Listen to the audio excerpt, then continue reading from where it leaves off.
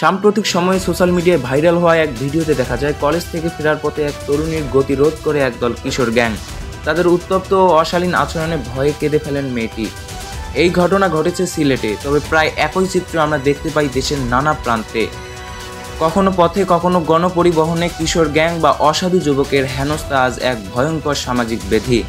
বিশেষজ্ঞরা বলছেন, এ ধরনের অপরাধ রোধে পরিবার, শিক্ষা প্রতিষ্ঠান, আইন প্রয়োগকারী সংস্থা এবং সামাজিক সচেতনতা সবার ভূমিকা জরুরি। নইলে এমন ঘটনায় ভুক্তভোগী শিক্ষার্থীর মানসিক আঘাত সারা জীবনের জন্য থেকে যেতে পারে। এ পর্যন্ত আপনাদের সঙ্গে ছিলাম আমি সাওম Bangla news point YouTube channel থেকে। প্রিয় দর্শক, এই ধরনের বিশ্লেষণমূলক প্রতিবেদন পেতে এখনই সাবস্ক্রাইব করুন নিউজ পয়েন্ট ইউটিউব চ্যানেল। এই সম্পর্কিত প্রতিবাদমূলক মতামত থাকলে কমেন্ট করুন। এই ধরনের বিশ্লেষণমূলক প্রতিবেদন শেয়ার করে বন্ধুদের মাঝে ছড়িয়ে দিন। ধন্যবাদ।